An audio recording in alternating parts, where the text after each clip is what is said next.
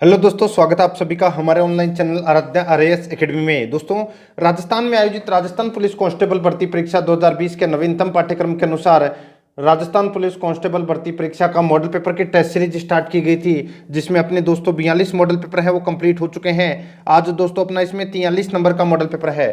दोस्तों, अगर आपने पिछले 42 मॉडल पेपर का अगर टेस्ट नहीं दिया है तो आप प्ले लिस्ट में जाइए, वहां पे आपको फोल्डर मिल जाएगा राजस्थान पुलिस मॉडल पेपर के नाम से।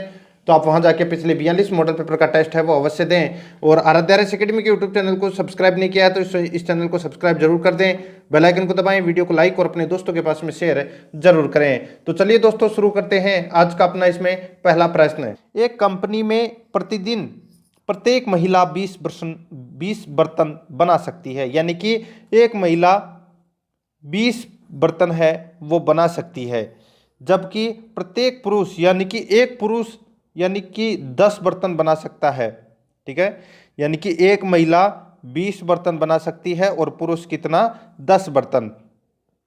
प्रतिदिन कुल बर्तन 120 बनने चाहिए, यानी कि कुल बर्तन है वो दोस्तों 120 बनने चाहिए। यह भी आवश्यक है कि सभी महिलाएं मिलकर ठीक 60 बर्तन प्रतिदिन बनाए, यानी कि 60 बर्तन है वो एक दिन में तैयार किए हैं महिलाओं ने, यानी कि 60 बर्तन। तो आप लगा सकते हैं, सीधा सा सिंपल है कि एक महिला जब 20 बर्तन तैयार करती है एक दिन में, तो 3 महिलाएं कितने बर्तन तैयार करेंगी, तो 60 बर्तन तैयार करेंगी महिला। ठीक है, तो 60 बर्तन ये। अब आगे देखो, इनको पूरा करने के लिए कितने पुरुषों को काम में लगाना चाहिए, यानी कि ये जो 60 बर्तन बनाने के लिए कितने पुरुषों को काम में लगाना चाहिए। तो दोस्तों सीधा सा सिंपल है, पुरुष कितने कर रहे हैं, तो एक पुरुष है वो 10 बर्तन बना रहा है। ठीक है, तो 60 बर्तन है वो कितने पुरुष बनाएंगे, तो 6 पुरुष बनाएंगे। ठीक है, तो सीधा सा इसका राइट आंसर हो जाएगा 6 पुरुष। ठीक है, 6 पुरुष तो 60 बर्तन बनाएंगे 6 दिन में, और 3 महिलाएं एक दिन में 60 बर्तन बनाएंगी। ठीक है, तो इनका काम भी तो महिलाओं का डबल है और पुरुषों का आधा। नेक्स्ट सेकंड नंबर प्रश्न है, 10 बिल्लियां 10 चूहों को 10 सेकंड में पकड़ती है, 100 चूहों को 100 सेकंड में पकड़ने के लिए कितने बिल्लियों की आवश्यकता पड़ेगी। तो दोस्तों कितने बिल्लियों की आवश्यकता पड़ेगी इसमें, तो देखो 10 बिल्लियां 10 चूहों को 10 सेकंड में पकड़ती है। ठीक है, ठीक उसी प्रकार 10 बिल्लियां 20 चूहों को 20 सेकंड में पकड़ती है। ठीक उसी प्रकार 10 बिल्लियां 30 चूहों को 30 सेकंड में पकड़ती है। वैसे ही 10 बिल्लियां 100 चूहों को 100 सेकंड में पकड़ती है। तो इसका राइट आंसर हो जाएगा वो है दोस्तों इसमें 10 बिल्लियां। ठीक है, तो 2 नंबर का ऑप्शन इसका सही उत्तर हो जाएगा। नेक्स्ट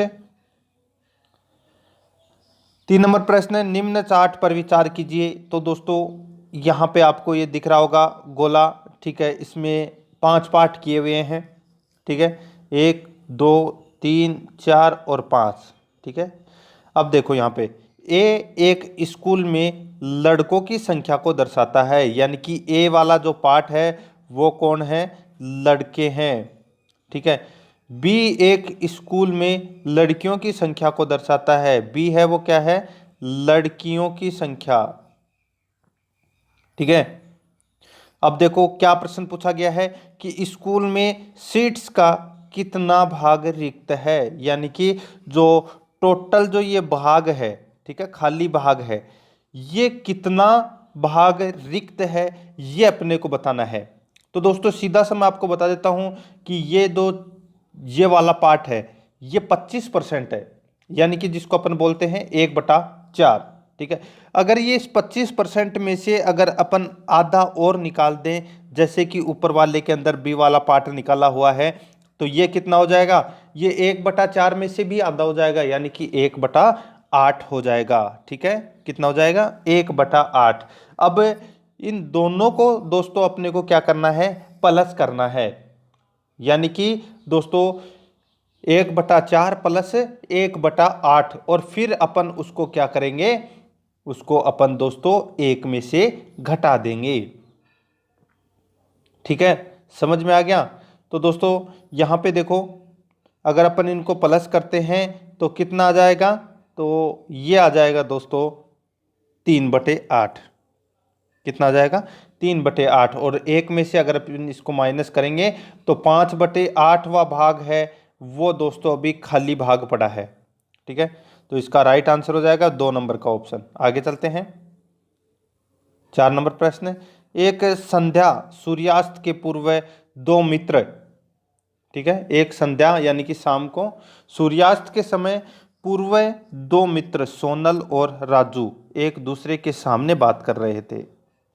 यदि राजू की परछाई उसके दाईं ओर पड़ रही थी तो सोनल किस दिशा में मुंह करके खड़ा था। तो यहाँ पे देखो, यहाँ पे अगर सोनल खड़ा है और यहाँ पे राजू खड़ा है तो देखो दोस्तों, राजू की परछाई उसके दाईं ओर पड़ रही हो, यानी कि राजू की परछाई है वो दोस्तों उसके दाईं ओर पड़ रही हो, यानी कि परछाई है वो किधर पड़ रही है, इधर दाईं ओर पड़ रही है। तो सोनल किस दिशा में मुंह करके खड़ा है, तो सोनल सीधा सा है, सोनल मुंह जो दक्षिण है, दक्षिण की तरफ मुंह करके खड़ा है। तो इसका राइट आंसर हो जाएगा 3 नंबर का ऑप्शन। 5 नंबर प्रश्न है, दिए गए विकल्पों में से उस शब्द को चुनिए जो दिए शब्दों के अक्षरों का प्रयोग करके नहीं बनाया जा सकता। तो यहाँ पे देखो लेफ्टिनेंट, ठीक है, तो LIEUTENANT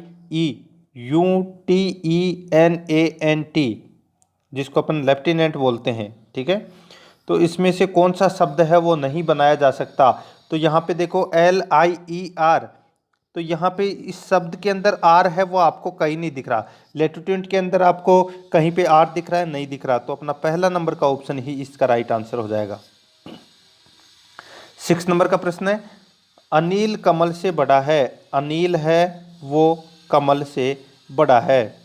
कमल श्यामल से छोटा है। कमल है, अनिल कमल से बड़ा है, कमल श्यामल से छोटा है। श्यामल अनिल से बड़ा है, यानी कि श्यामल है वो कहाँ पे आएगा, वो सब के ऊपर। अब देखो आगे, यहाँ तक अपन ने पढ़ लिया। अब आगे देखो, बिमल और कमल जुड़वा भाई हैं। बिमल और कमल, यानी कि ये इसको अपन बिमल लिख देते हैं। बिमल और कमल दोनों जुड़वा भाई है, तो सबसे बड़ा कौन हुआ, तो सबसे बड़ा मैंने अभी आपको बताया कि श्यामल है वो सबसे बड़ा हुआ। तो इसमें 3 नंबर का जो ऑप्शन है सही उत्तर हो जाएगा। आगे देखो, 7 नंबर प्रश्न है, एक कक्षा प्रातः 10 बजे प्रारंभ होती है तथा दोपहर 1:27 पर समाप्त होती है। इस अंतराल में 4 पीरियड होते हैं। प्रत्येक पीरियड के पश्चात छात्रों को 5 मिनट का विश्राम दिया जाता है। तो प्रत्येक पीरियड का निश्चित समय क्या होगा। तो देखो 10 बजे क्लास है वो प्रारंभ होती है और 1:27 पर समाप्त हो जाती है, यानी कि टोटल कितना समय हुआ, तो दोस्तों 3 घंटा और 27 मिनट का ये समय हुआ। तो टोटल मिनट कितने होते हैं, तो टोटल दोस्तों 207 मिनट होते हैं। 207 मिनट क्लास चलती है। अब 4 पीरियड लगते हैं, तो 4 में से आप पहला पीरियड तो घटा दो क्योंकि उसमें आपको टाइम नहीं मिलेगा और चौथे के अंदर डायरेक्ट छुट्टी हो जाएगी, यानी कि 5-5 मिनट के 3 गैप मिलेंगे आपको। तो 15 मिनट है वो आप इसमें से घटा दें तो कितना बच जाएगा, तो बच जाएगा दोस्तों 192। 192 में अपन को क्या करना है कि 4 का भाग देना है, तो 4 का भाग देंगे तो 48 मिनट इसका राइट आंसर आ जाएगा। नेक्स्ट 8 नंबर प्रश्न है, एक विद्युत यंत्र प्रत्येक 60 सेकंड के पश्चात ध्वनि उत्पन्न करता है। अन्य प्रत्येक 62 सेकंड के उपरांत अपनी ध्वनि उत्पन्न करता है। दोनों की ध्वनि साथ साथ में 10 बजे प्रातः सुनी गई, तो अगले कौन से शीघ्र समय पर वे परस्पर साथ साथ ही अपनी ध्वनि उत्पन्न करेंगे। तो दोस्तों यहाँ पे अपने को क्या करना है, 60 और 62 का लसाअ निकालना है। और 60 और 62 का अगर अपन लसाअ निकालते हैं तो कितना आ जाता है, 1860 आ जाता है दोस्तों इसका लसाअ। देखो विद्युत यंत्र 1860 सेकंड या यानी कि इसको अगर अपन मिनट में चेंज कर लें तो 31 मिनट बाद 7-7 बजेंगी। तो दोस्तों अगली 7-7 दवनी है वो प्रातः 10:31 पर यह 7-7 बजेगी। ठीक है, अब 60 और 62 का अगर लसाअ निकाल लेंगे तो 1860 आ जाएगा, और 1860 है ही सेकंड है। अगर अपन इसको मिनट में अगर परिवर्तन करते हैं तो 31 मिनट आ जाएगा। तो प्रातः 10:31 पर ये ध्वनि उत्पन्न करेंगे 7-7। 9 नंबर प्रश्न है, 348, 436, 652, 198, 563 में प्रत्येक संख्या के पहले और तीसरे अंक को परस्पर बदल दिया जाए तो सबसे छोटी संख्या कौन सी होगी। तो यहाँ पे देखो 348 दे रखा है। ठीक है, 348 में अपन पहली और तीसरी संख्या को परस्पर बदल दे, यानी कि 8 आ जाएगा शुरू में, 4 आ जाएगा बीच में, और 3 कितने हो गए, 843। ठीक उसी प्रकार दोस्तों जो सबसे लास्ट का जो सबसे छोटा डिजिट है वो देखिए आप इस संख्या के अंदर।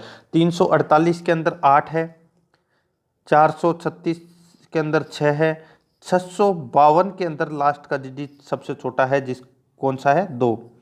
198 में 8 है और 563 में 3 है। तो अपन सबसे जो लास्ट का जो छोटा डिजिट है वो कौन सा है, 2। 2 किस में है, तो 652 में। ठीक है, 652 में। अब अपन इसके अंकों को परिवर्तन करते हैं तो कितना हो जाएगा, 2, 5 और 6, 256। तो सबसे छोटी संख्या है वो दोस्तों ये इसमें कौन सी होगी, 256। और 256 कौन सी संख्या है, तो 652 वाली। तो इसका राइट आंसर हो जाएगा 3 नंबर का ऑप्शन सही उत्तर। 10 नंबर प्रश्न है, इसमें देखो पूछा गया है कि आकृति में त्रिभुजों की संख्या कितनी है। तो आकृति में त्रिभुजों की जो संख्या है वो कितनी है, यहाँ पे आप देख सकते हैं कि 18 है वो त्रिभुजों की इसमें संख्या है। 1 नंबर ऑप्शन सही उत्तर हो जाएगा। अब गिन के देख सकते हैं। 11 नंबर प्रश्न है, इसमें देखो दिए गए प्रश्न संख्या में दोस्तों 4 सेटों में से 3 सेट एक ही प्रकार के पैटर्न का अनुसरण करते हैं। आपको वह सेट चुनना है जो इन तीनों पैटर्न से भिन्न है। जैसे कि दोस्तों यहाँ पे जो पैटर्न दे रखा है, ठीक है, इनमें से 3 तो सेम है लेकिन एक अलग है। जैसे कि ये 58 आपको यहाँ पे दिख रहा है, तो ये 58 कैसे आया बीच के अंदर पहले वाले ऑप्शन में, तो 7 का स्क्वायर प्लस 3 का स्क्वायर बराबर कितना आ गया, 58। यानी कि 49 + 9 कितने हो गए, 58। ठीक है, उसी प्रकार ठीक है 3 का स्क्वायर प्लस 1 का स्क्वायर कितना हो गया, 9 + 1 10। और उसी प्रकार 6 का स्क्वायर 36 और 5 का स्क्वायर 25। तो 36 और 25 कितने होते हैं, तो दोस्तों ये इसमें गलत हो जाएगा। 36 और 55 है वो, सॉरी 36 और 25 है वो 61 होते हैं, ना कि 51। तो 4 नंबर का ऑप्शन इसका राइट आंसर हो जाएगा, और बाकी इसमें सारे सही हैं। 12 नंबर का प्रश्न है, किसी व्यक्ति को सेब तथा आम दोनों खरीदना है। एक सेब की कीमत 7 रुपये है जबकि एक आम की कीमत 5 रुपये है। यदि उस व्यक्ति के पास 38 रुपये हैं तो वो कुल कितने सेब खरीद पाएगा। तो सीधा सा है, आप अपना माइंड इसमें यूज कीजिए। तो 7 चौके 28, यानी कि 7 चौके 28, 4 अगर वो सेब खरीदता है तो 28 रुपये यहाँ खर्च कर देगा, पीछे बच गए उसके पास 10 रुपये, और 2 आम खरीद लेगा।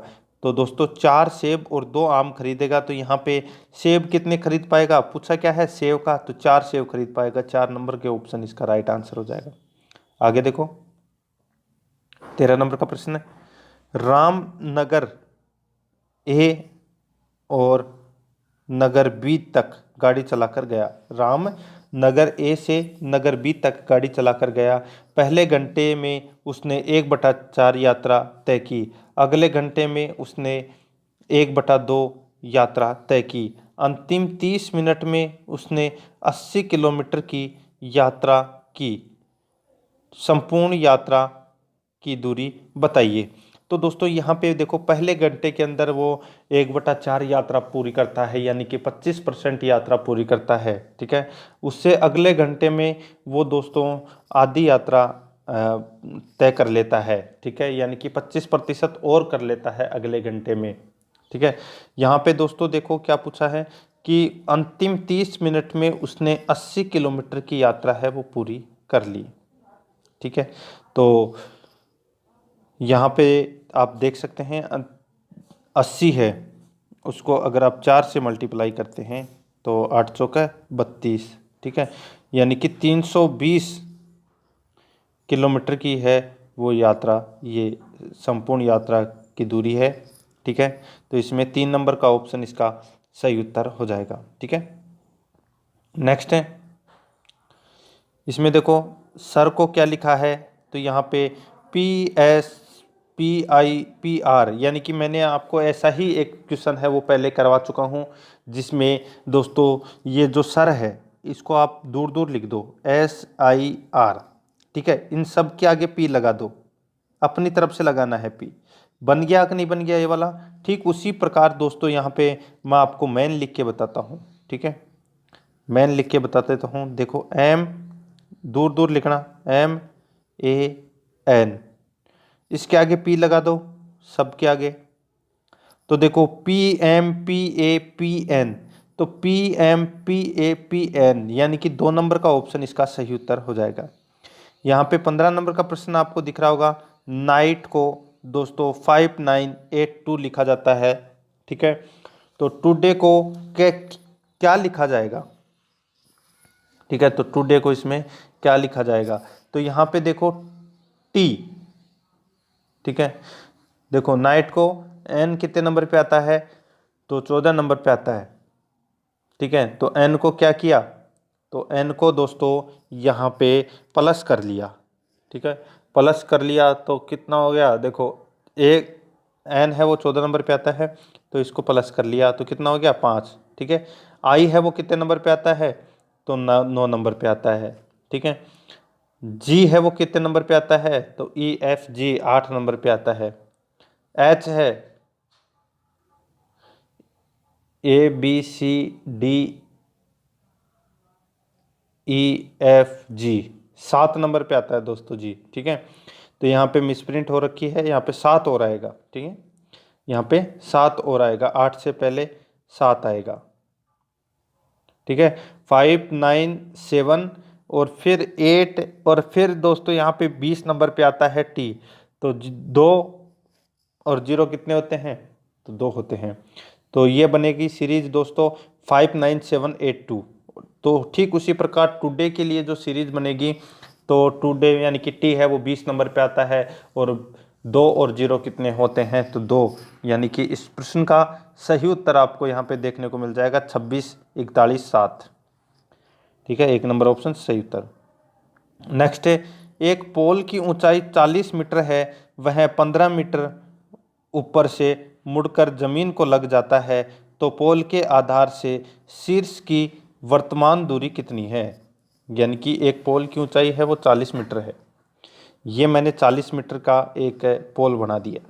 ठीक है, वह 15 मीटर ऊपर से मुड़कर ज़मीन को लग जाता है, यानी कि ये पोल है, ये 15 मीटर के बाद में ये मुड़कर ज़मीन से लग जाता है। ठीक है, अब ये तो ऊंचाई कितनी होगी? 15 मीटर। ठीक है, और टोटल इसकी ऊंचाई कितनी हो गई? वो हो गई दोस्तों 40। ठीक है, अब अपने पास में देखो 15 तो अपने को ये ऊंचाई दे रखी है। ठीक है, 25 मीटर है वो दोस्तों इसका कर्ण निकल के आ जाएगा। ठीक है, कितना लंब है ये, कितने मीटर का है? तो ये 25 मीटर का है। देखो यहाँ पे 40 में से अगर 15 चले गए तो कितने बच गए? 25। अब अपने को जो आधार ज्ञात करना है, तो आधार कैसे ज्ञात करेंगे? तो दोस्तों आधार ज्ञात करने का सूत्र है रूट में कर्ण का स्क्वायर माइनस लंब का स्क्वायर। तो कर्ण का स्क्वायर कितना है? तो दोस्तों 25, और 25 का स्क्वायर कितना आता है? 625, माइनस लंब का स्क्वायर, ये रूट के अंदर है दोस्तों। ठीक है, लंब का स्क्वायर कितना है? तो 15, 15 का स्क्वायर कितना होता है? 225, और अगर अपन इसमें से अगर माइनस करते हैं तो कितना आ जाए, बच जाएगा 400। और 400 क्या है, रूट के अंदर है दोस्तों।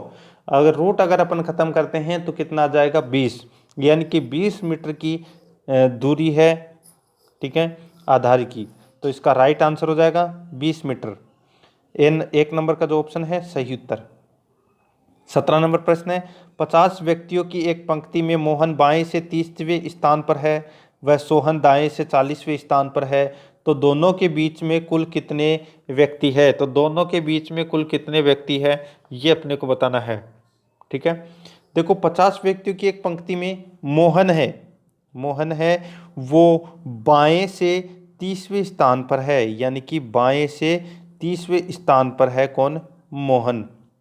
सोहन दाएं से 40वें स्थान पर है, सोहन है वो दोस्तों दाएं से 40वें स्थान पर है, ठीक है। तो अब दोनों स्थानों का अगर अपन योग करते हैं तो 40 प्लस 30 कितना हो जाएगा, 70, ठीक है, कितना हो जाएगा 70, ठीक है। व्यक्ति कितने हैं, तो व्यक्ति तो दोस्तों अपने पास कितने हैं, 50, ठीक है, कितने हैं 50। अब दोस्तों अब इसमें देखो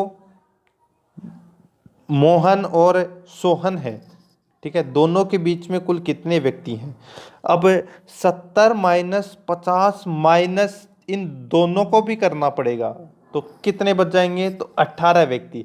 18 व्यक्ति दोस्तों इन दोनों के बीच में है। 4 नंबर का ऑप्शन इसका सही उत्तर हो जाएगा।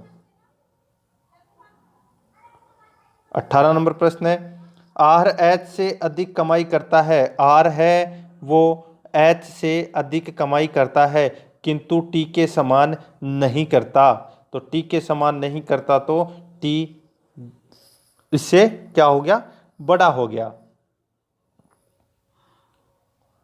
या छोटा हो गया, ठीक है, या तो टी इससे बड़ा हो गया या इससे छोटा हो गया। देखो एम आर से अधिक कमाई करता है, तो एम है वो आर से अधिक कमाई करता है, तो इनमें सबसे कम कमाई कौन करता है। तो सबका इसमें पता चल गया, जो एच है वो सबसे कम कमाई करता है, बाकी अपने को ऊपर वाले से लेना देना नहीं है, प्रश्न में जो पूछा गया है वो ही देखना है, ठीक है। एच सबसे कम कमाई करता है, तो 1 नंबर का ऑप्शन इसका सही उत्तर हो जाएगा। नेक्स्ट है 19 नंबर प्रश्न है, एक परीक्षा में उत्तीर्ण होने के लिए अधिकतम 36% अंक होना अनिवार्य है। एक छात्र को 113 अंक प्राप्त हुए और उसे 85 अंकों से अनुत्तीर्ण घोषित किया गया, तो कुल पूर्णांक कितना है, ठीक है।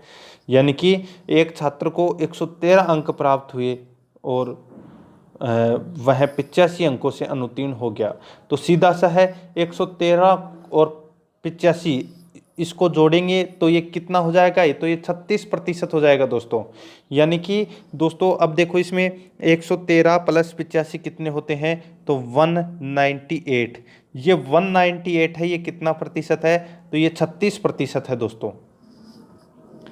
अब अपन इसको 100% करेंगे, ठीक है। 100% कैसे करेंगे, तो देखो 198, ठीक है, 198 इंटू 100/36। अब अपन इसको काट लेंगे और अपन इसको काटेंगे तो दोस्तों 550 आ जाएगा इसमें कुल पूर्णांक, ठीक है। 2 नंबर का ऑप्शन इसका सही उत्तर हो जाएगा। 20 नंबर प्रश्न है, राजधानी एक्सप्रेस 650 किलोमीटर की यात्रा 5 घंटे में करती है और अगले 940 किलोमीटर की यात्रा 10 घंटे में करती है, तो रेलगाड़ी की औसत गति है, ठीक है। राजधानी एक्सप्रेस है वो 650 किलोमीटर की यात्रा 5 घंटे में करती है, ठीक है। तो आप इसको कैसे सोल्व कर सकते हैं, इसको आप ऐसे सोल्व कर सकते हैं कि 650 और 940 इनको आपस में जोड़ दो आप, तो 650 प्लस 940 बटे, अब घंटे घंटे जोड़ दो, 5 घंटे प्लस 10 घंटे, 5 प्लस 10 घंटे, इनको अगर अपन जोड़ेंगे तो दोस्तों 1590 आ जाएगा और 1590 बटे 15 आ जाएगा, ठीक है। इसको अपन काटेंगे तो 106 किलोमीटर घंटा आ जाएगा, ये रेलगाड़ी की औसत चाल हो गई। 3 नंबर ऑप्शन सही उत्तर। नेक्स्ट है, 1 और 100 के बीच उन संख्याओं की संख्या ज्ञात करें जो 2, 3, 5, 7 में से किसी एक से विभाजित नहीं होती है। तो दोस्तों ऐसी संख्या अपने को ज्ञात करनी है जो किसी एक से विभाजित नहीं होती है। तो देखो दोस्तों, 2 से विभाजित होने वाली संख्या, ठीक है, 49। 2 से विभाजित होने वाली संख्या 100 तक, 1 से 100 तक कितनी संख्या है? तो 49 है दोस्तों। बाकी सारी की सारी विभाजित होती है, ठीक है। अब देखो 3 से विभाजित संख्या होने वाली 3 से विभाजित होने वाली संख्या है वो कितनी है? तो वो है दोस्तों 17। कितनी है? 17। और 5 से विभाजित होने वाली संख्या है वो कितनी है? तो वो है दोस्तों 6, ठीक है। कितनी? 6। और 7 से विभाजित होने वाली संख्या है वो है 4, ठीक है। टोटल कितने हो गए? तो टोटल दोस्तों इसमें 76 हो गए। कितने हो गए? 76 हो गए, ठीक है। अब 2, 3, 5 और 7 से विभाजित नहीं होने वाली संख्या है वो आप 100 में से इसको माइनस कर दो, 76 को निकल के आ जाएगा, यानी कि 24 इसका राइट आंसर हो जाएगा। नेक्स्ट क्वेश्चन है, यहाँ पे देखो दिए गए पासे में ई के विपरीत फलक कौन सा अक्षर होगा? तो ई के विपरीत फलक कौन सा अक्षर होगा? तो देखो इसमें फलक सी के विपरीत इसमें ए होगा और एफ के विपरीत इसमें डी होगा और बी के विपरीत यहाँ पे ई होगा। तो यहाँ पे पूछा क्या है कि ई के विपरीत कौन सा होगा? तो ई के विपरीत बी होगा, सीधा सा है। 4 नंबर का ऑप्शन इसका सही उत्तर। नेक्स्ट है, देखो नीचे दिए गए चित्र में प्रश्नवाचक चिन्ह के स्थान पर आने वाली संख्या को ज्ञात करें। तो यहाँ पे संख्या आपको दे रखी है 27, 21, 15 और यहाँ पे क्वेश्चन मार्क चिन्ह लगा हुआ है। तो यहाँ पे देखो 27 कैसे आए? तो सबसे पहले अपन 15 देखते हैं। 15 कैसे आए? तो किस संख्या से मल्टीप्लाई करें कि 15 आ जाए? तो जैसे 3 × 5 तो कितने आ गए? 15, ठीक है। 3 × 7 कितने आ गए? 21।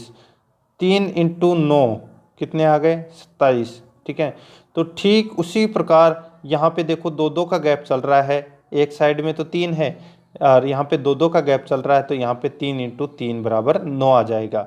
तो इसमें 3 नंबर का ऑप्शन सही उत्तर हो जाएगा। नेक्स्ट है, यदि प्लस का अर्थ माइनस और माइनस का अर्थ इंटू और इंटू का अर्थ भाग और भाग का अर्थ प्लस हो, तो यहाँ पे जो संख्या दे रखी है यहाँ पे देखो क्या दे रखा है?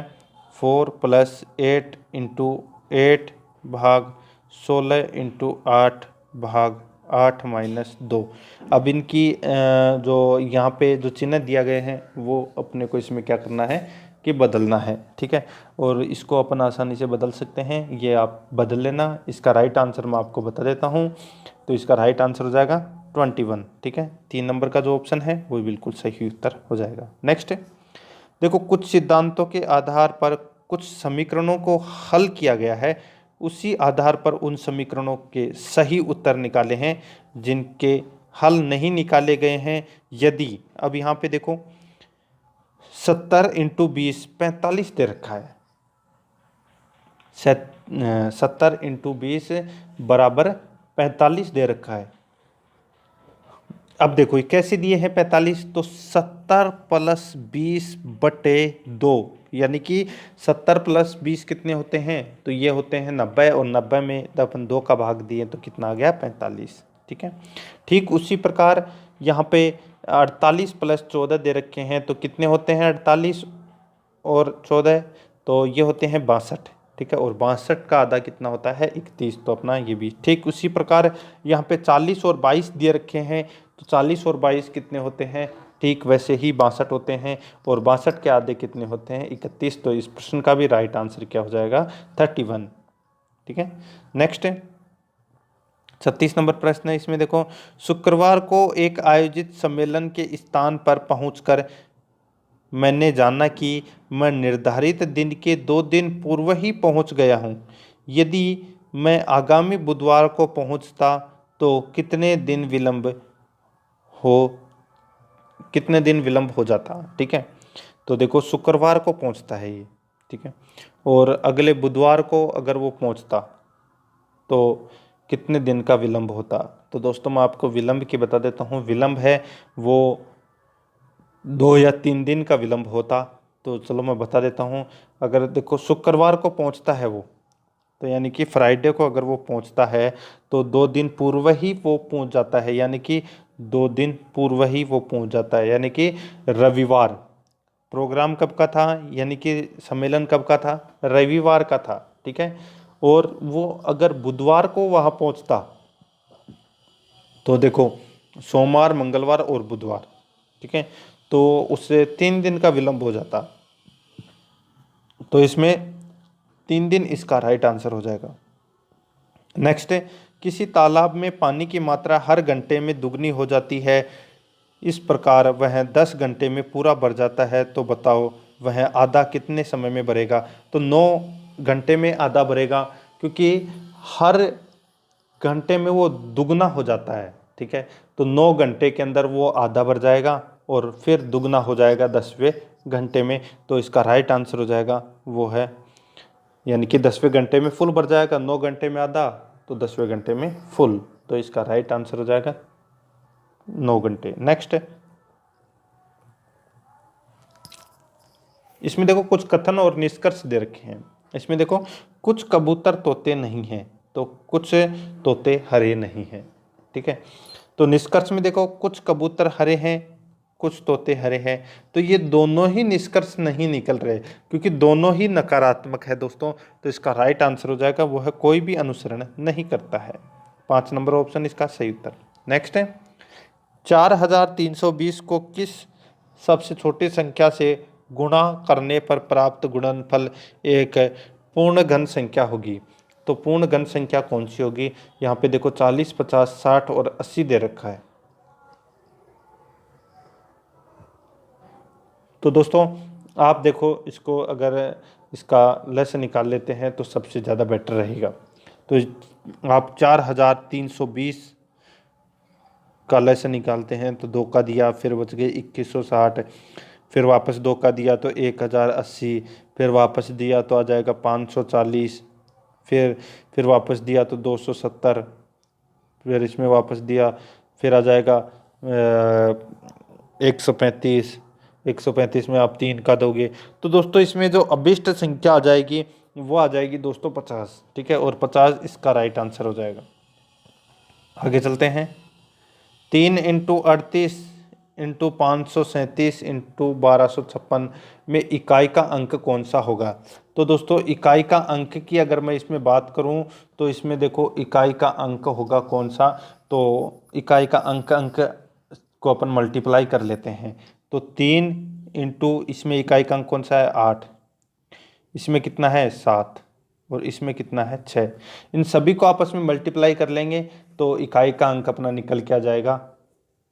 इनको मल्टीप्लाई करेंगे तो आ जाएगा 1008, ठीक है। और इसमें इकाई का अंक क्या होगा 8। तो इसमें 4 नंबर का ऑप्शन सही उत्तर हो जाएगा। नेक्स्ट है, अब यहाँ पे देखो अपने को कुछ कथन दिए गए हैं, अपने को बताना है कि इनमें कौन सा तर्क संगत रूप से पालन कर रहा है वो कथन, ठीक है। यहाँ पे देखो समस्या क्या है।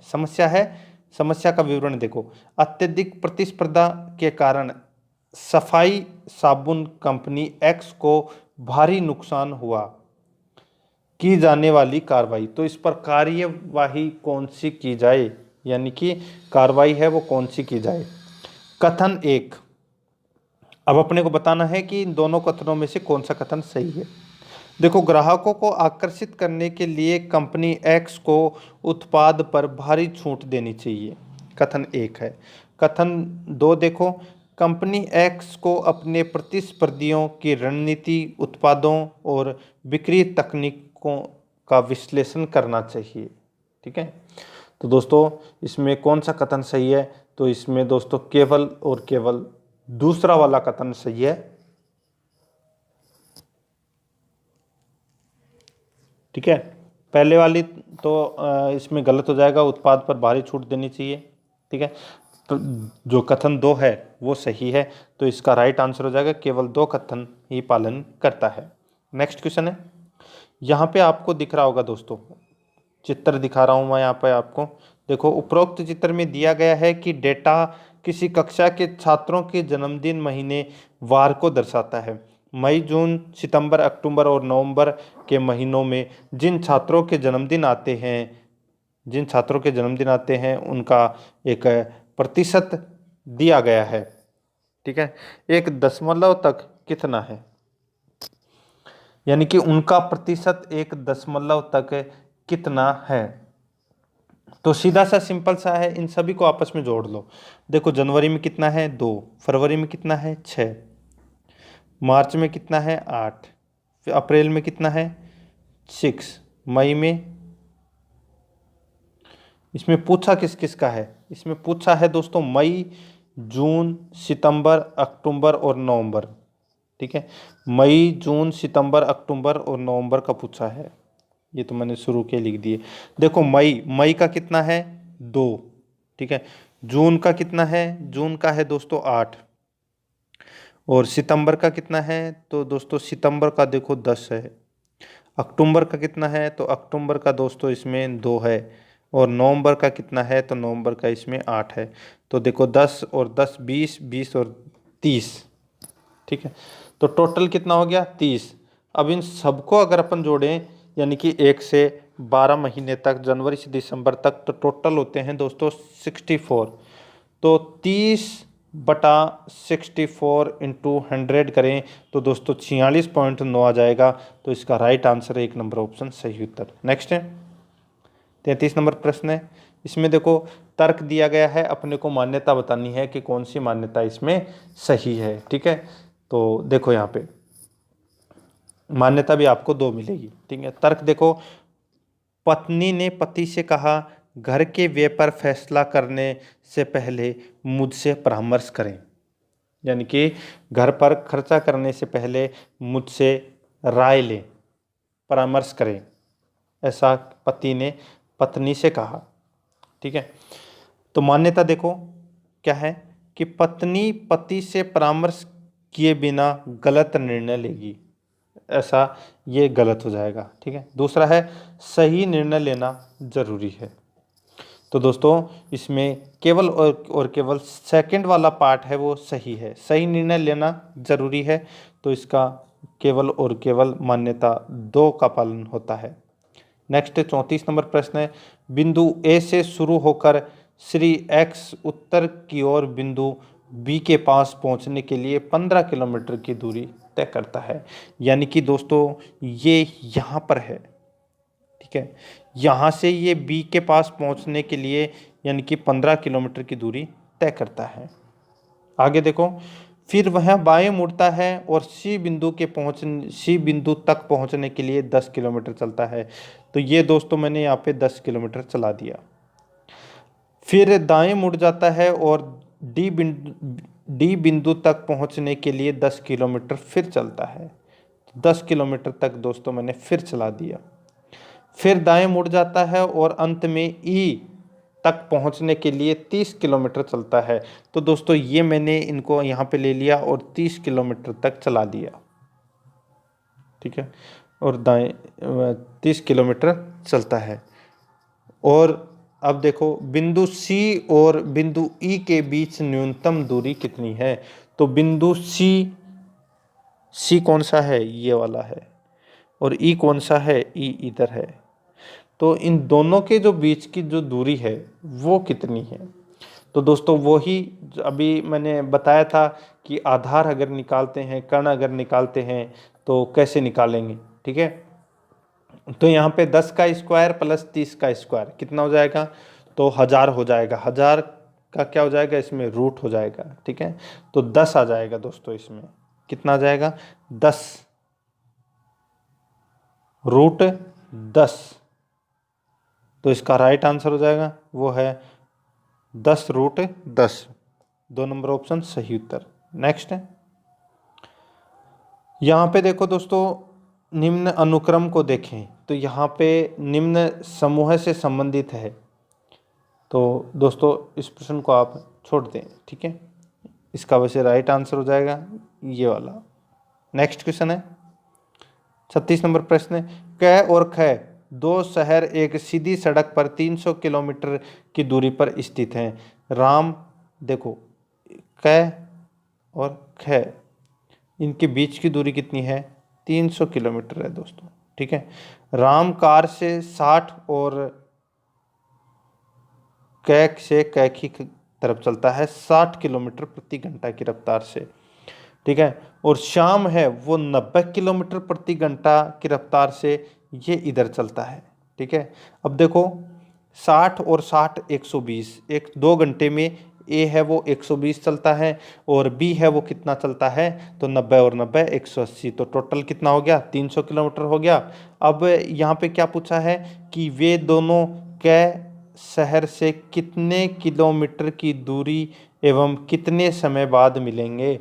तो दोस्तों, तो यहाँ पे कैसे पूछ रहा है। ठीक है, तो कैसे 120 किलोमीटर की दूरी पर 2 घंटे बाद में मिलेंगे, तो इसका 3 नंबर का ऑप्शन सही उत्तर हो जाएगा।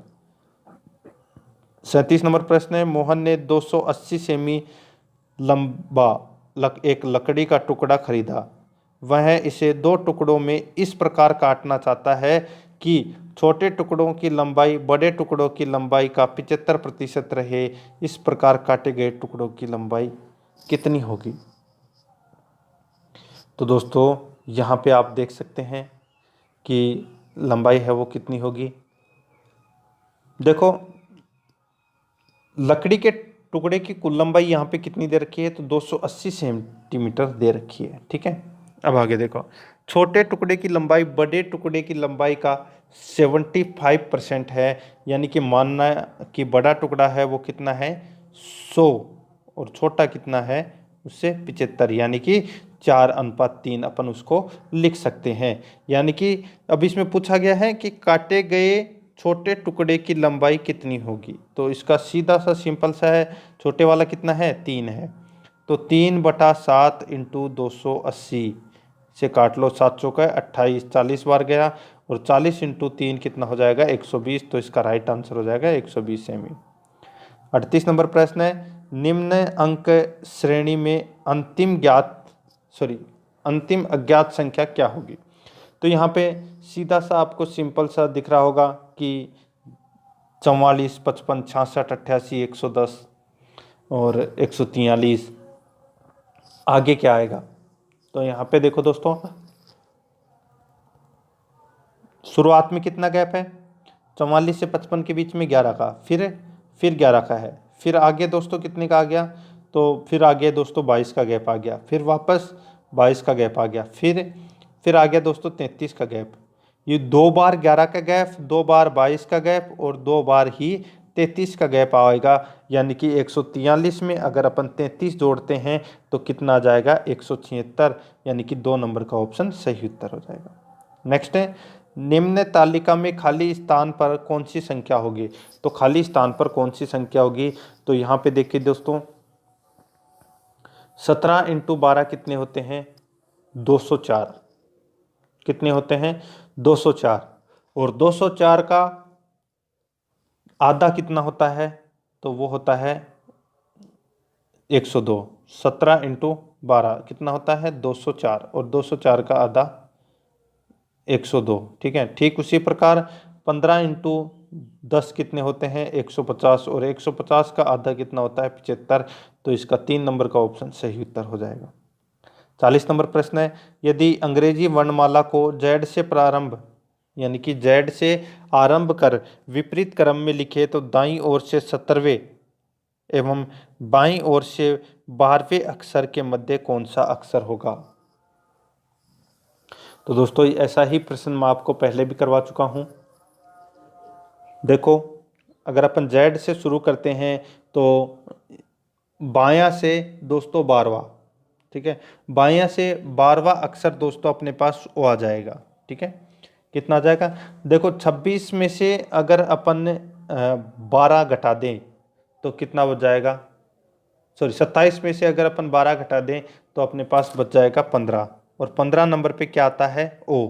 ठीक है, अब आगे देखो, दाईं ओर से 17वां, ठीक है, तो दाईं ओर से 17वां अगर अपन देखेंगे तो 17वें नंबर पे क्या आता है, ओ, सॉरी 17वें नंबर पे क्या आएगा, क्यों। ठीक है, क्या आएगा, क्यों।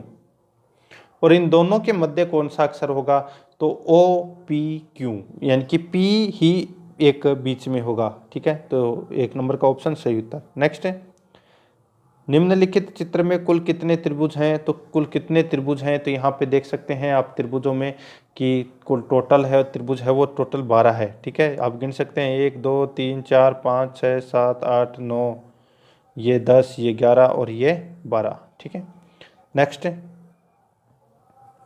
देखो, आप एक नदी के किनारे जा रहे हैं, आप तैरना जानते हैं, अचानक आप एक डूबते बालक की चीख सुनते हैं, आप क्या करेंगे, तो दोस्तों आप क्या करेंगे, आप नदी में कूदकर बालक को बचाएंगे। ठीक है, 2 नंबर का ऑप्शन इसका सही उत्तर हो जाएगा। 43 नंबर प्रश्न है, एक परीक्षा में प्रत्येक विद्यार्थी ने गणित या विज्ञान दोनों विषय के लिए 86% छात्रों ने विज्ञान विषय लिया। ठीक है, गणित या विज्ञान या दोनों विषय के लिए 86% छात्रों ने विज्ञान लिया।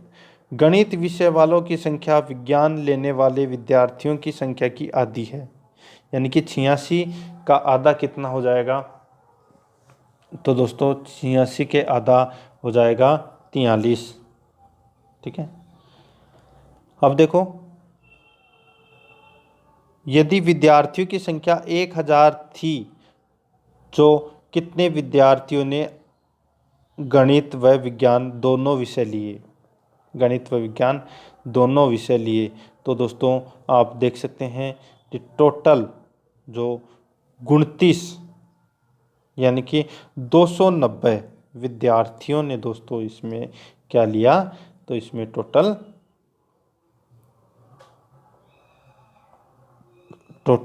दोस्तों 290 विद्यार्थियों ने दोनों विषय लिए। अब देखो 86 + 43 कितने होते हैं, 86 + 43 तो कितने होते हैं, 9 और 8 4 12। ठीक है, तो अब ये एक कितने आ गए, 29, 129 आ गए। ठीक है, अब 100 में से इसको अपन माइनस कर देंगे तो अपने पास बच जाएगा 29। ठीक है, 1000 विद्यार्थी थे तो 1000 का 29% कितना हो जाएगा, 290। 290 विद्यार्थी हैं, उन्होंने दोनों विषय लिए हैं। नेक्स्ट, एक दर्पण में एक घड़ी 11:20 प्रदर्शित करती है तो समय क्या हुआ, तो दोस्तों इसमें समय है वो क्या हुआ, यहाँ पे आप देख सकते हैं दोस्तों 11:20 प्रदर्शित करती है, तो इसमें वास्तविकता में घड़ी में जो समय हुआ है, ठीक है, वो हुआ है दोस्तों 12:40। ठीक है, तो इसका राइट आंसर हो जाएगा वो है 12:40। 1 नंबर का ऑप्शन सही उत्तर। नेक्स्ट है, यदि 10 वर्ष पूर्व पिता की उम्र पुत्र की उम्र से 3 गुनी थी, वह आज 2 गुनी है, तो पिता की वर्तमान आयु क्या है। ऑप्शन के अनुसार अपन इसको कर सकते हैं अगर करना चाहे तो देखो पिता की जो वर्तमान आयु है वो कितनी होगी। ठीक है, तो अगर अपन ऑप्शन उठा के देखें कि देखो जैसे 40 ले लिया मैं, ठीक है 40 ले लिया, 10 वर्ष पूर्व है यानी कि ये 30 का है और ये पहले 20 का था। अब देखो आज दुगनी है यानी कि आज अगर 20 का है तो ये पिता कितने का है, 40 का। 10 वर्ष पूर्व की अगर मैं बात करूं तो दोस्तों ये कितने का था, 30 का, और ये कितने का था, तो ये 10 साल का था। और 10 साल पूर्व पिता की उम्र पुत्र की आयु से 3 गुनी थी कि नहीं थी, यानी कि पहले 10 का था बेटा तो बाप कितने का था, 30 का। आज बेटा 20 का है तो बाप कितने का है, 40 का, यानी कि दुगना है, पहले 3 गुना था आज 2 गुना है। याद रखना, तो इसका राइट आंसर 2 नंबर का ऑप्शन 40 वर्ष। नेक्स्ट है, मोडेम परिवर्तित करता है, तो मोडेम परिवर्तित क्या करता है, बिल्कुल सीधा सा सिंपल है। ये दोस्तों एनालॉग सिग्नलों को डिजिटल सिग्नलों में बदलता है, डिजिटल सिग्नलों को सिग्नलों को एनालॉग सिग्नलों में बदलता है। तो यानी कि दोनों ही कार्य करता है। 3 नंबर ऑप्शन सही उत्तर। नेक्स्ट है 1024 किलोबाइट बराबर होता है, तो ये किसके बराबर होता है? तो ये 1 मेगाबाइट के बराबर होता है। 1 नंबर ऑप्शन सही उत्तर। नेक्स्ट है एक्सेल स्प्रेडशीट की मूल इकाई जहां पर डाटा एंट्री की जाती है कहलाती है। तो क्या कहलाती है? तो इसका राइट आंसर हो जाएगा सेल कहलाती है दोस्तों। ठीक है। नेक्स्ट है गूगल ने किस वेब ब्राउज़र यानी कि वेब ब्राउज़र को विकसित किया था? गूगल ने किस वेब ब्राउज़र को विकसित किया था? तो राइट आंसर हो जाएगा वो है दोस्तों, आपने देखो क्रोम। क्रोम का नाम सुना है, फ़ोन में गूगल क्रोम आता है। ठीक है, तो ये गूगल का ही है। नेक्स्ट है देखो कंप्यूटर में फैलने वाला वायरस है। तो कंप्यूटर में जो फैलने वाला वायरस है उसको अपन क्या कहते हैं? तो उसको अपन दोस्तों कंप्यूटर प्रोग्राम के नाम से जानते हैं। नेक्स्ट है स्पैम किस विषय से संबंधित शब्द है? स्पैम का मतलब होता है कि ये कंप्यूटर से संबंधित है दोस्तों। 1 नंबर ऑप्शन सही उत्तर। नेक्स्ट है निम्नलिखित में से कौन सा सर्च इंजन है? तो सर्च इंजन कौन सा है? तो दोस्तों जो बाइडू है, ठीक है, बाइडू ये दोस्तों एक सर्च इंजन है। इनमें से पैकेट्स कुकीज या इनमें से कोई नहीं। तो बाइडू देखो ऑप्शन के अनुसार ही इस प्रश्न का सही उत्तर बाइडू होगा। नेक्स्ट 53 नंबर प्रश्न है वीडियो कॉन्फ्रेंसिंग हेतु निम्न में से कौन सा डिवाइस अनिवार्य है? तो कौन सा डिवाइस अनिवार्य है? तो दोस्तों यहाँ पे देखो वेबकैम डिवाइस है वो अनिवार्य है। 3 नंबर का ऑप्शन सही उत्तर। नेक्स्ट है HTTP का पूरा नाम क्या है? तो HTTP का पूरा नाम है हाइपर टेक्स्ट ट्रांसफर प्रोटोकॉल। ठीक है, तो इसका राइट आंसर हो जाएगा 3 नंबर का option hyper text transfer protocol. Next है वेबसाइट खोलने के बाद वेब ब्राउज़र द्वारा प्रदर्शित पहले पृष्ठ को कहा जाता है। तो पहले पृष्ठ को क्या कहा जाता है? तो होम पेज कहा जाता है। 1 नंबर का ऑप्शन इसका सही उत्तर हो जाएगा। नेक्स्ट है 56 नंबर प्रश्न है, इसमें देखो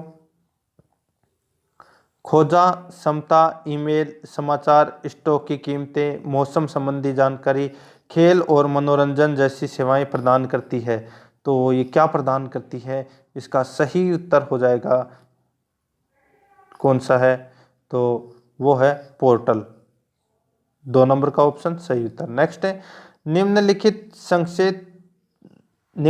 संक्षेप रूपों में से कौन सा सामान्य रूप से अवांछित जंक ईमेल का वर्णन करता है? तो इसका राइट आंसर हो जाएगा वो है दोस्तों इसमें कौन सा? तो वो है स्पैम, SPAM। नेक्स्ट है 58 नंबर प्रश्न है एक जानबूझकर विघटनकारी सॉफ्टवेयर जो कंप्यूटर से कंप्यूटर तक फैलता है उसको कहा जाता है। यानी कि एक जानबूझकर विघटनकारी सॉफ्टवेयर जो कंप्यूटर से कंप्यूटर तक फैलता है उसको अपन क्या बोल सकते हैं? तो उसको अपन दोस्तों ईमेल बोल सकते हैं। ठीक है, 3 नंबर ऑप्शन सही उत्तर। नेक्स्ट है सबसे तेज मेमोरी है। तो सबसे तेज मेमोरी है वो दोस्तों किसकी है? तो वो है कैश मेमोरी की। ठीक है, 4 नंबर ऑप्शन सही उत्तर। नेक्स्ट है 60 नंबर प्रश्न है टेक्स्ट को केंद्र में अलाइन करने के लिए शॉर्टकट कमांड है। यानी कि टेक्स्ट को केंद्र में अलाइन करने के लिए शॉर्टकट कमांड है तो वो कौन सा है? तो इसका राइट आंसर हो जाएगा वो है कंट्रोल E। 1 नंबर का ऑप्शन सही उत्तर। नेक्स्ट है राजस्थान में पंचायती राज का शुभारंभ कब हुआ? तो राजस्थान में पंचायती राज का जो शुभारंभ है वो दोस्तों 1959 में हुआ था। कब हुआ था? 1959 में। ठीक है, आप सभी को पता है 2 अक्टूबर 1959 पंडित जवाहरलाल नेहरू के द्वारा भगदरी गांव में दोस्तों पंचायती राज लागू किया गया था। ठीक है, ये राजस्थान यानी कि सामान्य ज्ञान के क्वेश्चन है ये स्टार्ट हो चुके हैं दोस्तों। ठीक है, अपने 15 क्वेश्चन कंप्यूटर के और 45 क्वेश्चन रीजनिंग के अपने कंप्लीट हो चुके हैं। अब सामान्य ज्ञान यानी कि GS GK के क्वेश्चन स्टार्ट हो गए। आगे देखो संसद के 2 सत्रों के बीच अधिकतम अंतराल हो सकता है। तो कितने का अंतराल हो सकता है? सबको पता है 6 माह का अंतराल हो सकता है। नेक्स्ट 63 नंबर प्रश्न है निम्नांकित में से कौन सी एक राज्यसभा सदस्य बनने के लिए अर्हता नहीं है? यानी कि राज्यसभा बनने के लिए कौन सी योग्यता है वो आवश्यक नहीं है? तो वो है दोस्तों इसमें यहाँ पे राज्यसभा का सदस्य आयु 35 वर्ष दे रखी है। 35 वर्ष दोस्तों राष्ट्रपति के लिए है, राज्यसभा के लिए दोस्तों आयु है वो 30 वर्ष होनी चाहिए। तो अपना सेकंड नंबर वाला पार्ट है वो गलत है, 2 नंबर का ऑप्शन इसका सही उत्तर हो जाएगा। नेक्स्ट है अणुव्रत आंदोलन के प्रणेता है, तो अणुव्रत आंदोलन के प्रणेता है वो हो जाएंगे दोस्तों आचार्य तुलसी। कौन हो जाएंगे? आचार्य तुलसी। ठीक है। नेक्स्ट है संविधान के अनुच्छेद 370 का संबंध किस राज्य से था? अब है नहीं, कौन से राज्य से था? तो ये जम्मू कश्मीर राज्य से था, ये है नहीं, था, अब हट चुका है। नेक्स्ट आगे देखो, पंचशील को भारत चीन समझौते के अंतर्गत किस वर्ष लागू किया गया? तो दोस्तों ये लागू किया गया था 1954 में। ठीक है, कब लागू किया गया था? 1954 में। नेक्स्ट है भूकंप की तीव्रता मापने का यंत्र है, तो भूकंप की तीव्रता है वो किससे मापी जाती है? तो ये सीस्मोग्राफ से मापी जाती है दोस्तों। 1 नंबर का ऑप्शन इसका सही उत्तर हो जाएगा। नेक्स्ट है 68 नंबर प्रश्न है निम्न में से किस नदी को बिहार का शोक कहा जाता है? तो दोस्तों बिहार का शोक की अगर मैं बात करूं तो कोसी नदी को बिहार का शोक कहा जाता है। ठीक है, और ठीक उसी प्रकार दामोदर नदी को भी बंगाल का शोक कहा जाता है। दामोदर नदी है जिसको बंगाल का शोक कहा जाता है, कोसी नदी को बिहार का शोक कहा जाता है। नेक्स्ट है जब काम ढूंढने पर भी रोजगार नहीं मिले तो इस बेरोजगारी को क्या कहा जाता है? तो इस बेरोजगारी को दोस्तों क्या कहा जाता है? खुली बेरोजगारी कहा जाता है। 3 नंबर का ऑप्शन इसका सही उत्तर हो जाएगा। नेक्स्ट है अंतर्राष्ट्रीय मुद्रा कोष की स्थापना कब हुई? तो अंतर्राष्ट्रीय मुद्रा कोष की स्थापना दोस्तों 1945 ईस्वी में हुई थी, अंतर्राष्ट्रीय मुद्रा कोष की स्थापना। ठीक है, तो 1 नंबर का ऑप्शन इसका सही उत्तर हो जाएगा। और इसने देखो स्थापना तो दिसंबर 1945 में हुई थी अंतर्राष्ट्रीय मुद्रा कोष की। ठीक है, लेकिन इसने अपना कार्य करना जो प्रारंभ है वो 1947 में किया था। ठीक है, और इसका मुख्यालय वॉशिंगटन डीसी में है। नेक्स्ट है काजीरंगा नेशनल पार्क स्थित है, तो ये कहाँ पर है? तो ये असम में है दोस्तों। ठीक है, एक सींग वाले गेंडे यहाँ पर पाए जाते हैं। नेक्स्ट है राष्ट्रमंडल खेलों की शुरुआत कब हुई थी? तो 1930 के अंदर दोस्तों राष्ट्रमंडल खेलों की शुरुआत हुई थी। नेक्स्ट है देखो कनाडा में हुई थी राष्ट्रीय खेल मंडल की शुरुआत सर्वप्रथम। नेक्स्ट है अखिल भारतीय दलित वर्ग के संस्थापक थे, तो दोस्तों डॉक्टर भीमराव अंबेडकर थे अखिल भारतीय दलित वर्ग के संस्थापक। नेक्स्ट है रामचंद्र पांडुरंग को किस नाम से जाना जाता है? तो किस नाम से जाना जाता है? तो दोस्तों टाटा टोपे को रामचंद्र पांडुरंग के नाम से जाना जाता था और है भी। नेक्स्ट है द्वितीय गोलमेज सम्मेलन कब हुआ? ये हुआ दोस्तों सितंबर 1931 में द्वितीय गोलमेज सम्मेलन हुआ था और इसमें कांग्रेस की ओर से गांधी जी ने सर्वप्रथम भाग लिया था। नेक्स्ट है बक्सर का युद्ध कब हुआ था? तो दोस्तों देखो 1757 में पलासी का युद्ध और 1764 के अंदर बक्सर का युद्ध हुआ था। ठीक है, याद रखना है आपको। इसमें अंग्रेजों एवं मीर कासिम अवध के नवाब सिराजुद्दौला और मुगल सम्राट शाह आलम द्वितीय के मध्य यह युद्ध हुआ था। ठीक है, तो इसमें 1764 इसका राइट आंसर। नेक्स्ट है मयूर सिंहासन पर अंतिम बार बैठने वाला मुगल शासक कौन सा था? तो वो था दोस्तों मोहम्मद शाह। ठीक है, और फिर दोस्तों इसको उठा ले गया था। नेक्स्ट है भारत के राष्ट्रीय ध्वज में अशोक चक्र में कितनी, देखो फिर बाद में नादिर शाह ले गया था दोस्तों इस तख्त हाउस को और मयूर सिंहासन जिसको अपन बोलते हैं, और साथ में कोहिनूर हीरा भी ले गया था। 78 नंबर प्रश्न है भारत के राष्ट्रीय ध्वज में बने अशोक चक्र में कितनी रेखाएं होती है? तो कितनी रेखाएं होती है? तो इसका राइट आंसर हो जाएगा वो है दोस्तों 24 रेखाएं होती है। नेक्स्ट है कृष्णा नदी का उद्गम है, तो कृष्णा नदी का उद्गम है वो दोस्तों महाबलेश्वर की पहाड़ी है। ठीक है, महाराष्ट्र में, वहां से दोस्तों इसका उद्गम होता है। नेक्स्ट है प्रथम भारतीय उपग्रह कौन सा था? तो कौन सा था? तो इसका राइट आंसर हो जाएगा आर्यभट्ट, जिसको 19 अप्रैल 1975 में छोड़ा गया था। नेक्स्ट है भारत की पहली महिला राष्ट्रपति थी, तो प्रतिभा पाटिल। ठीक है, ये दोस्तों पहली महिला राष्ट्रपति थी। नेक्स्ट है, भारत का पहला जैवमंडलीय रिजर्व घोषित किया गया। तो पहला जैवमंडलीय रिजर्व है वो कौन सा घोषित किया गया? तो ये दोस्तों नीलगिरी की जो पहाड़ी है, ठीक है, उसको दोस्तों 1986 के अंदर पहला जैवमंडलीय घोषित रिजर्व किया गया था, घोषित किया गया था, ठीक है। नेक्स्ट है, द्वीपों की सर्वाधिक संख्या किस महासागर में देखने को मिलती है? तो दोस्तों द्वीपों की जो सर्वाधिक संख्या है वो आपको प्रशांत महासागर में देखने को मिलेगी, ठीक है। दोस्तों प्रशांत महासागर का जो क्षेत्रफल है वो कितना है? अब देखो 16, 57, 23, 740 वर्ग किलोमीटर है इसका क्षेत्रफल। अब आप देख सकते हैं कि टोटल कितना है। देखो इकाई, दहाई, सैकड़ा, हजार, 10,000, लाख, 10 लाख, करोड़, 10 करोड़, यानी कि दोस्तों 16 करोड़ 57 लाख 23,740 वर्ग किलोमीटर इसका क्षेत्रफल है प्रशांत महासागर में। और इसमें दोस्तों 2000 से अधिक द्वीप हैं, यानी कि 2000 से भी अधिक इसमें द्वीप हैं। नेक्स्ट है, विश्व की छत कहलाता है। तो पामीर का जो पठार है उसको अपन दोस्तों विश्व की छत बोलते हैं, ठीक है, और ये विश्व का सबसे ऊंचा पठार है, ठीक है।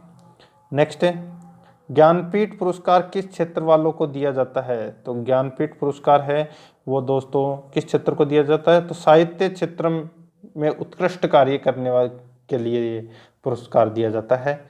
नेक्स्ट है 86 नंबर प्रश्न, संयुक्त राष्ट्र संघ की स्थापना हुई थी तो कब हुई थी? तो ये हुई थी दोस्तों 24 अक्टूबर 1945 को संयुक्त राष्ट्र संघ की स्थापना हुई थी, ठीक है। जो मैंने आपको इससे पहले बताया था एक, वो अलग था, ठीक है, वो अंतर्राष्ट्रीय मुद्रा कोष था जिसकी स्थापना दिसंबर 1945 में हुई थी। और ये संयुक्त राष्ट्र संघ है, इसकी स्थापना 24 अक्टूबर 1945 को हुई थी। नेक्स्ट है, हाथी पांव रोग कहलाता है। तो कौन सा कहलाता है हाथी पांव रोग? इसका सही उत्तर हो जाएगा कौन सा? वो है फाइलेरियोसिस, फाइलेरियोसिस, 2 नंबर का ऑप्शन सही उत्तर। नेक्स्ट है, विटामिन ई के स्रोत हैं। तो विटामिन ई के स्रोत हैं वो कौन से हैं? इसका सही उत्तर हो जाएगा वो है मक्खन, पत्तेदार सब्जियां, गेहूं के अंकुर, ये दोस्तों विटामिन ई के स्रोत हैं। 3 नंबर ऑप्शन सही उत्तर। नेक्स्ट है, उत्तल दर्पण से बना हुआ प्रतिबिंब है। उत्तल दर्पण से बना हुआ प्रतिबिंब कौन सा है? हमेशा वस्तु से छोटा और आभासी होता है। 1 नंबर का ऑप्शन इसका सही उत्तर हो जाएगा। नेक्स्ट है, परम 10,000 है। तो ये परम 10,000 क्या है? तो ये दोस्तों परम 10,000 एक सुपर कंप्यूटर है, ठीक है, क्या है? सुपर कंप्यूटर है ये परम 10,000। नेक्स्ट है, देखो भारतीय नौसेना परमाणु ऊर्जा से लैस कितनी पनडुब्बियां बनाने जा रही है? तो ये दोस्तों 6 पनडुब्बियां बनाने जा रही है जो परमाणु ऊर्जा से लैस है। नेक्स्ट है, किसने जम्मू कश्मीर के पहले उपराज्यपाल के रूप में 31 अक्टूबर 2019 को पदभार ग्रहण किया? तो उनका नाम था दोस्तों गिरीश चंद्र मुर्मू, ठीक है, गिरीश चंद्र मुर्मू। नेक्स्ट है, भारतीय क्रिकेट टीम के किस पूर्व कप्तान को भारतीय क्रिकेट कंट्रोल बोर्ड का पूर्णकालिक अध्यक्ष अक्टूबर 2019 में चुना गया? तो दोस्तों सौरव गांगुली को चुना गया जो बीसीसीआई है उसका अध्यक्ष। नेक्स्ट है 94 नंबर प्रश्न है, केंद्रीय मंत्रिमंडल ने किन 2 कंपनियों के विलय के प्रस्ताव को अक्टूबर 2019 में मंजूरी प्रदान की? तो इसका राइट आंसर क्या हो जाएगा? वो है दोस्तों इसमें बीएसएनएल और एमटीएनएल, ठीक है, यानी कि 1 नंबर ऑप्शन सही उत्तर। 94 नंबर प्रश्न है, भारत के उपराष्ट्रपति एम वेंकैया नायडू को किस राष्ट्र ने अपने सर्वोच्च नागरिक सम्मान the order of the green crescent से अक्टूबर 2019 में सम्मानित किया है? तो इसका राइट आंसर हो जाएगा वो है दोस्तों Comoros. 4 number option right answer. 96 number प्रश्न है, हाड़ौती के पठार में राजस्थान का कौन सा क्षेत्र ऊंचाई पर बसा है? हाड़ौती के पठार में कौन सा राजस्थान का जो कौन सा क्षेत्र है वो ऊंचाई पर बसा है? तो इसका राइट आंसर हो जाएगा वो है दोस्तों दक्षिणी पूर्वी। 1 number option right answer. 97 number प्रश्न है, राजस्थान में सबसे अधिक नमक उत्पादित होता है, तो नमक उत्पादित है वो दोस्तों सांबर झील से होता है। 1 number option right answer. 98 number प्रश्न है, राजस्थान के किस जिले में प्राकृतिक गैस के बड़े भंडार खोजे गए हैं? तो प्राकृतिक गैस के बड़े भंडार हैं वो दोस्तों जैसलमेर में खोजे गए हैं। 1 नंबर ऑप्शन सही उत्तर। नेक्स्ट है, 2011 की जनगणना के अनुसार राज्य की जनसंख्या वृद्धि दर कितनी है? तो 2011 की जनसंख्या यानी कि जनगणना के अनुसार जनसंख्या वृद्धि दर है वो कितनी रही है? तो इसका राइट आंसर हो जाएगा वो है 21.41। नेक्स्ट, वर्ष 2011 में राजस्थान में सर्वोच्च महिला साक्षरता किस जिले में अंकित की गई? महिला साक्षरता है वो दोस्तों कोटा में अंकित की गई, 65.9%। नेक्स्ट है, 13 ताली नृत्य किस लोक देवता को समर्पित है? तो ये रामदेव जी को समर्पित है दोस्तों। 2 number option right answer. Next है, रामसा पीर के नाम से प्रसिद्ध संत का सही नाम क्या है? तो रामसा पीर है ये दोस्तों बाबा रामदेव को कहा जाता है। ठीक है, 2 नंबर ऑप्शन सही उत्तर। नेक्स्ट है, नौटंकी तथा रामलीला राजस्थान के किस भाग में अधिक लोकप्रिय है? तो ये दोस्तों पूर्वी भाग में अधिक लोकप्रिय है। नेक्स्ट क्वेश्चन है, आगे देखो 104 नंबर प्रश्न, गोगा जी का प्रमुख मेला गोगा मेडी हनुमानगढ़ में बढ़ता है, जबकि दूसरा मेला कहाँ बढ़ता है? तो दूसरा मेला है वो दोस्तों गोगा जी की ओल्डी सांचौर में बढ़ता है। ठीक है, नेक्स्ट है, जीर्ण माता कौन से राजपूत वंश की कुलदेवी है? तो चौहान वंश की कुलदेवी है जीर्ण माता। ठीक है, कहाँ पर है ये? तो दोस्तों सीकर में इसका मंदिर बना हुआ है, रेवासा सीकर में। नेक्स्ट, तगड़ी पहनी जाती है, तो ये दोस्तों कमर में पहनी जाती है तगड़ी। ठीक है, आपने वो गाना भी सुना होगा कि बोले तेरी तागड़ी छन छन, हरियाणवी गाना है, ऐसे ही एक गाना है। नेक्स्ट है, मेवाड़ के मगरा क्षेत्र में भीलों के कालाजी हैं, तो भीलों के कालाजी है तो कौन है? तो वो हैं दोस्तों केसरियानाथ जी, ऋषभ देव जी, आदिनाथ जी, ये सभी हैं ये दोस्तों भीलों के कालाजी हैं। ठीक है, देखो ऋषभ देव जी के मंदिर में मूर्ति काले पत्थर की है। ठीक है, इनको भी कालाजी कहा जाता है। केसरियानाथ जी के मंदिर को भी कालाजी कहा जाता है, आदिनाथ जी के मंदिर को भी कालाजी। तो इसका राइट आंसर हो जाएगा उपरोक्त सभी। नेक्स्ट है, मयूरध्वजगढ़ किस किले को कहा जाता है? तो मेहरानगढ़ जोधपुर के अंदर है, उसको मयूरध्वजगढ़ भी कहते हैं। नेक्स्ट है, सुंदा माता का मंदिर स्थित है, तो दोस्तों सुंदा माता का मंदिर है वो जालोर में है। ठीक है, 2 नंबर का ऑप्शन सही उत्तर। नेक्स्ट है, गोडवाड़ी बोली का क्षेत्र है, तो गोडवाड़ी बोली का जो क्षेत्र है वो कौन सा है? तो वो है दोस्तों सिरोही। कौन सा है? सिरोही। नेक्स्ट है, 111 नंबर प्रश्न है, अचल दास खिचड़ी वचनिका से कहाँ का इतिहास मुख्य रूप से ज्ञात होता है? तो गागरोन, झालावाड़। ठीक है, तो इसका right answer 4 number option. Next है, हमीर महाकाव्य के लेखक थे, तो हमीर महाकाव्य के लेखक हैं वो कौन थे? तो Nayan Chandra Suri. 1 number option right answer. Next है, राजस्थान में पंचायती राज व्यवस्था का उद्घाटन कब और किसके द्वारा किया गया? 2 अक्टूबर 1959 पंडित जवाहरलाल नेहरू के द्वारा किया गया इसका उद्घाटन। 1 number option right answer. Next है, सुमेलित करना है, सूची फर्स्ट में शोध केंद्र और सूची सेकंड में जिले दिए गए हैं। ठीक है, अब देखो यहाँ पे जो केंद्रीय ऊन विश्लेषण प्रयोगशाला है वो कहाँ पर है? तो ये है दोस्तों बीकानेर में। ठीक है,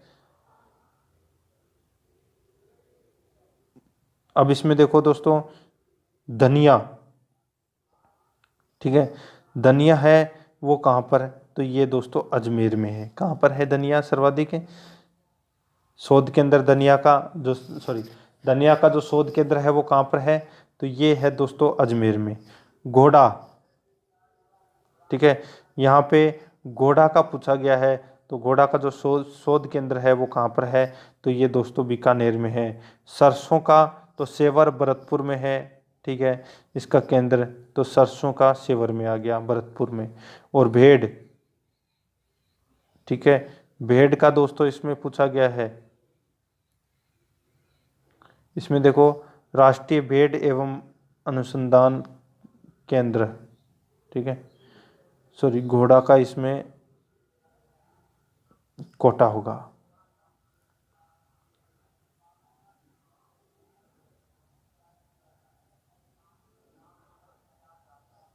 आप इस प्रश्न को दोस्तों एक बार छोड़ दो, इसमें गलती है शायद। 115 नंबर प्रश्न है, चूलिया जलप्रपात स्थित है। तो दोस्तों चूलिया जलप्रपात है वो चंबल नदी पर स्थित है, ठीक है।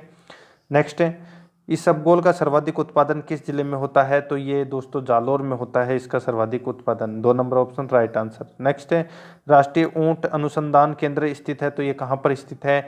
ये दोस्तों जोहड़बीड़ बीकानेर में स्थित है। 4 number option right answer. Next है, सहकारी साख समितियों का ढांचा है। तो सहकारी साख समितियों का ढांचा है वो कौन सा है? त्रिस्तरीय है, ठीक है। शीर्ष स्तर, जिला स्तर और प्राथमिक स्तर। नेक्स्ट है, सुमेलित करना है, एक तरफ है दोस्तों पार्क और दूसरी तरफ है स्थान, ठीक है। तो देखो सुमेलित करते हैं, स्टोन पार्क है वो दोस्तों कहाँ पर है? धौलपुर व करौली के अंदर है। बायो टेक्नोलॉजी पार्क है ये दोस्तों सीतापुरा जयपुर में है। सूचना तकनीक पार्क है ये दोस्तों जयपुर, जोधपुर, कोटा और उदयपुर में है। और जापानीज पार्क है ये दोस्तों नीमराना अलवर में है। तो इस प्रश्न का राइट आंसर हो जाएगा 4, 3, 2, 1। 1 नंबर का जो ऑप्शन है वो इसका सही उत्तर हो जाएगा। 120 नंबर प्रश्न है, बैराठ में जो पुरातात्विक अवशेष मिले हैं वे किस काल से संबंधित हैं? तो ये दोस्तों मौर्य काल से संबंधित हैं। 1 नंबर का ऑप्शन इसका सही उत्तर। नेक्स्ट है, ढाई दिन का झोपड़ा कहाँ पर है? तो ये अजमेर में है। सबको पता है दोस्तों इसके बारे में। एक संस्कृत पाठशाला थी जिसका नाम था कंठभरण, उसको शेरशाह सूरी ने तोड़ के दोस्तों कुतुबुद्दीन ऐबक ने तोड़कर यहाँ पे ढाई दिन का झोपड़ा का निर्माण करवा दिया था। नेक्स्ट है, कौन सा महाराणा कुंभा द्वारा प्रसिद्ध या रचित ग्रंथ नहीं है? तो महाराणा कुंभा ने कौन सा ग्रंथ नहीं लिखा? तो प्रसाद मंडन ग्रंथ है वो नहीं लिखा था, ठीक है। नेक्स्ट है, आगे देखो, जयपुर का निर्माण किस वर्ष हुआ था? तो दोस्तों 1727 ईस्वी में, यानी कि 18 नवंबर 1727 को जयपुर शहर की स्थापना हुई थी। नेक्स्ट, जोधपुर शहर के संस्थापक थे तो कौन थे? तो दोस्तों राव जोधा, ठीक है। 4 number option right answer. Next है, कोटा बूंदी मार्ग पर देवपुर गांव के निकट 1683 ईस्वी में निर्मित छतरी के स्तंभों की संख्या कितनी है? तो छतरी के स्तंभों की संख्या है वो कितनी है? तो वो है दोस्तों 84, ठीक है। 3 नंबर का ऑप्शन सही उत्तर। नेक्स्ट है, 1857 के विद्रोह के समय आवा के ठाकुर कुशाल सिंह को मेवाड़ के किस स्थान के सामंत ने अपने यहाँ शरण दी थी? यानी कि ठाकुर कुशाल सिंह को किसने शरण दी थी? तो इसका राइट आंसर हो जाएगा दोस्तों कोठारिया के सामंत ने, ठीक है। कोठारिया के ठाकुर रावत जोध सिंह ने इनको शरण दी थी। तो इसमें 2 नंबर का ऑप्शन सही उत्तर। नेक्स्ट है, अजमेर का राजस्थान में विलय हुआ तो कब हुआ था? तो दोस्तों सब अंतिम चरण 1956 में हुआ था। तो 1956 में ही अजमेर का विलय हुआ था। नेक्स्ट है, देखो यहाँ पे तुर्रे, सरपेच, बालाबंदी, दुगदगी, गोसपेच, पेचवड़ी, लटकन, फतेपेच आदि ये क्या है? तो दोस्तों आपने देखो इनमें से एक नाम तो आपको सुना होगा कि सरपेच, ठीक है। तो ये पगड़ियों में लगाए जाने वाले आभूषण होते हैं, सरपेच वगैरह ये सारा, ठीक है। 2 नंबर का ऑप्शन सही उत्तर हो जाएगा। नेक्स्ट है, किस संप्रदाय को जयपुर के शासक सवाई जयसिंह का संरक्षण प्राप्त था? तो किस संप्रदाय को जयपुर के शासक सवाई जयसिंह का संरक्षण प्राप्त था? तो राइट आंसर हो जाएगा वो है रामानंदी संप्रदाय को। नेक्स्ट है, ख्वाजा मोइनुद्दीन की चिश्ती की दरगाह की शाहजहानी मस्जिद का निर्माण किस मुगल शासक के द्वारा करवाया गया था? तो ये दोस्तों शाहजहां के द्वारा करवाया गया था। नेक्स्ट है, निम्न में से किस मंदिर को खंभों का अजायबघर कहा जाता है? तो दोस्तों रनकपुर के जैन मंदिरों को खंभों का अजायबघर कहा जाता है। नेक्स्ट है, 132 नंबर प्रश्न है, महाराणा राज सिंह द्वारा सन 1671 ईस्वी में वल्लभ संप्रदाय का सुप्रसिद्ध द्वारकाधीश का मंदिर किस स्थान पर है? तो ये कौन से स्थान पर है? तो ये कांकरोली राजसमंद में स्थापित है, ठीक है।